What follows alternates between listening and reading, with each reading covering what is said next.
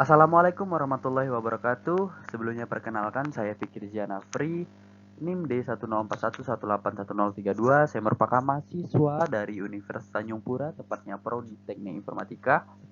Dan kali ini saya akan menjelaskan tentang salah satu aplikasi cloud computing yang juga merupakan tugas dari pengganti UTS mata kuliah komputasi awan dan oleh dosen pengampu yaitu Ibu Anggi.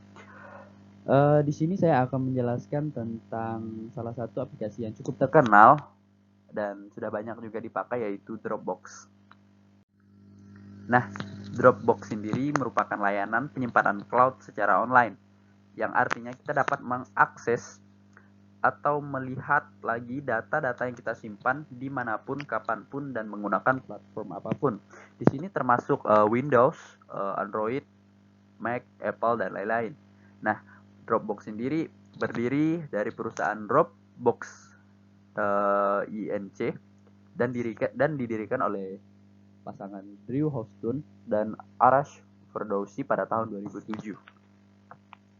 Nah, Dropbox ini juga sudah lumayan lama ya, 2007, dengan berarti sekarang usianya kira-kira lebih dari 10 tahun, dan memang sejak dulu Dropbox menjadi andalan orang-orang untuk menyimpan file secara mudah, secara gratis dan lain-lain. Walaupun untuk mendapatkan versi yang lebih penyimpanan dengan lebih besar, Dropbox memberikan layanan secara berbayar. Nah, data dan informasi yang biasa disimpan di dalam Dropbox dan disimpan itu bervariasi, mulai dari gambar, video, dan data-data lainnya, PDF, PNG, dan lain-lain. Dan Dropbox sendiri akan membuat dan menyimpan semua file-file itu di dalam cloud dan melakukan backup data. Nah, jadi kita dapat membukanya kapan saja jika kita membutuhkannya lagi, selama kita memiliki jaringan internet. Salah satu kelebihan dari Dropbox, salah satunya adalah banyak fitur. Yang pertama, Dropbox telah lama berdiri. Oleh karena itu, Dropbox memiliki banyak sekali fitur untuk penggunanya. Yang kedua, berbagai platform dan OS. Nah, Dropbox juga dapat diakses sekarang juga ada mobile apps-nya, juga ada di Apple juga ada, dan di Windows tentunya, atau melalui website. Nah, untuk kelebihan yang ketiga itu adalah gratis 2 GB penyimpanan. Nah, jadi ketika kita menggunakan secara personal use atau penggunaan pribadi, kita akan mendapat penggunaan 2 GB, dan kita bisa mendapatkan gratis lagi tambahan sebesar 8 GB jika kita bisa mengajak atau teman kita menggunakan renewal code. Nah, ada dua jenis Dropbox. Yang pertama ada Dropbox individu atau personal, yang mana di sini Dropbox individu yang merupakan paling banyak dipakai, atau personal, di mana kita bisa menyimpan file-file yang kita inginkan. Nah, seperti gambar, data, dokumen, tugas, dan lain-lain. Lalu ada Dropbox khusus bisnis. Ini merupakan versi terbaru dari Dropbox, yang mana kita dapat bekerja atau melakukan seperti workspace online seperti itu, dan kita dapat menginvite teman-teman kita. Nah, di sini kita juga bisa membuat laporan, kita bisa membuat target, bahkan bisa memulai meeting di Dropbox bisnis dan mengakses data perusahaan bersama-sama. Nah, berikut ada berbagai manfaat dan fungsi umum dari Dropbox. Yang pertama adalah menyimpan sekaligus mengamankan file. Nah, banyak hal bisa layanan ini sering dimanfaatkan untuk menyimpan dan juga mengamankan data-data penggunanya. Meskipun penyimpanan dalam bentuk cloud yang dioperasikan secara online, data dan informasi serta file kita akan tetap terjamin, karena untuk membukanya kita perlu menggunakan username atau password pribadi, sehingga kita dapat menghindari kerusakan file ya.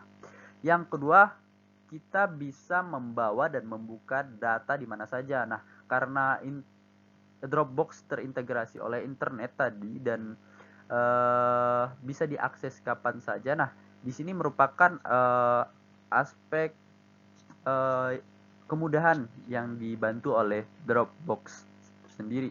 Karena sekarang sudah bisa mengakses dengan smartphone, Android atau iPhone, dan sudah memiliki aplikasi sendiri. lah seperti kompetitornya Google Drive dan lain-lain, kurang lebih seperti itu. Lalu berbagi video dan file. Nah, kita seringkali mendapatkan masalah ketika ingin berbagi video dan file, bahkan karena video dan file merupakan file yang cukup berat ya, berat video, gambar dan lain-lain. Nah, di sini di Dropbox menyediakan fitur untuk menyimpan format dengan video dan file untuk memudahkan penggunanya. Yang keempat yaitu kemampuan untuk melakukan backup data. Nah, seringkali kita kehilangan data ketika kita menyimpan file-file di perangkat keras seperti flash disk, hard disk, bahkan di laptop sendiri karena kerusakan, virus dan lain-lain. Nah, di sini merupakan keunggulan dari cloud, juga cloud online. Di sini kita dapat membackup data sesuai keinginan kita, backup data mana yang kita inginkan, kita enkripsi dan lain-lain. Nah, lalu ada berbagi dan bekerja sama. Tidak hanya menyimpan file dan data, Dropbox juga memiliki fitur atau opsi yang mungkin kita dapat mengakomodasi para penggunanya dalam mengerjakan suatu proyek bersama. Fitur ini menghubungkan banyak pengguna atau teman-teman yang mau nugas, biasanya kawan-kawan yang mau nugas itu bisa nugas terutama ada di Dropbox Business. Nah, kesimpulannya, untuk Dropbox sendiri, dengan perkembangan zaman yang cukup canggih dan banyaknya juga aplikasi-aplikasi cloud computing, di sini Dropbox menekankan kemudahan dan kenyamanan pengguna untuk penyimpanan file secara online, di mana kita bisa mengakses file kapan saja dengan tampilan UI yang menarik dan simple, lalu pemberian space yang gratis ketika kita melakukan registrasi pada awal kita melakukan registrasi dan lain-lain. Nah, para pengguna internet sekarang juga ketika kita akan mencari aplikasi penyimpanan yang lebih praktis dengan kemampuan akses masuk tak terbatas, juga mempermudah banyak pekerjaan.